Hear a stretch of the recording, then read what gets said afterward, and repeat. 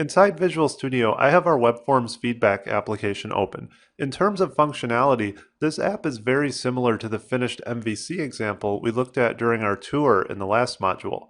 If I go ahead and run the project, our familiar dashboard should load in the browser. Right away, you'll notice that visually this project looks almost identical to the MVC version, so I have added labels to them to keep things straight. Now, in the real world, chances are the legacy application will look more dated and probably have an older design. In this case, I wanted both apps to share similar HTML so that in our Views and Layouts module, we can compare and contrast how the same design is implemented between the two frameworks. It should also be easier for you to follow along in the exercises if the HTML markup is basically the same across both versions. Now, despite the similarities, if I start to use this application, we can see some web forms characteristics start to show through. For example, this widget over on the right uses a radio group with a submit button to cast a vote. This will result in a full page reload to display the results. Working with multiple forms on one page in web forms is a bit of a design challenge that we'll discuss more later. Next, I'll click on the View Messages link over in our left navigation bar to load that page. You can see that we'll get the familiar list view of our data along with a reply button for each thread. If I click on one of those buttons, we'll be taken to the reply page.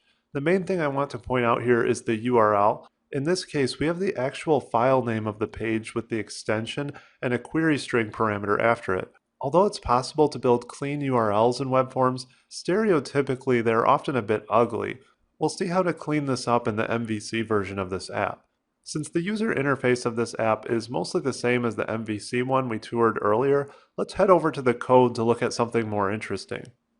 Now, just as a general comment before we get started, there are a few cases where I have intentionally made this project a hybrid of different web forms techniques and even a few flaws that I have seen in real projects.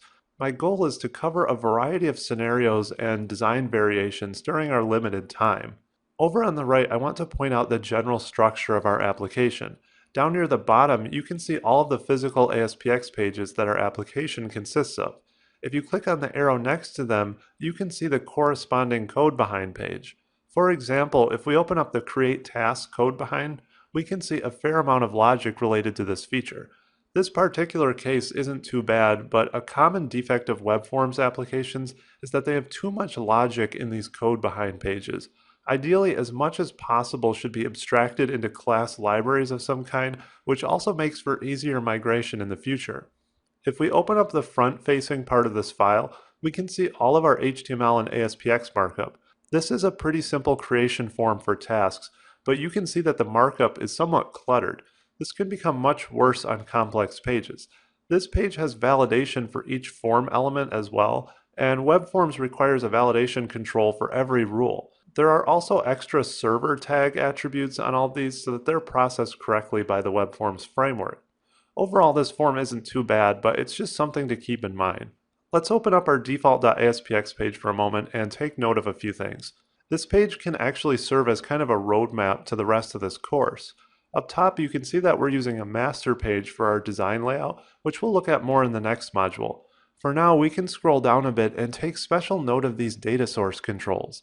This application has several pages or widgets that display lists of data, so I have intentionally implemented a few different ways of doing this.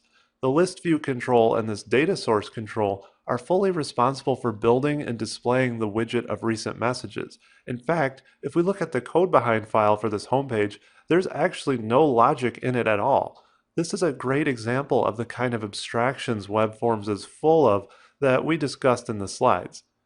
These two declarative server controls take care of everything behind the scenes. There is a second one further down here as well, and this is the one that displays the most recent tasks. Let's move over to our View Messages page, and although this also shows a list of data, in here you can see that there is no data source control. Instead, we're using a different technique of a repeater control that's populated by logic in the code behind. We'll be looking at all of this in detail in the data module, but I just want to give you an idea of the structure in place. Back in our default page, at the very bottom, we can also see that two user controls have been included. These correspond to the two interactive widget controls on our homepage. Each one has a corresponding ASCX page, which we can find over in our project directory.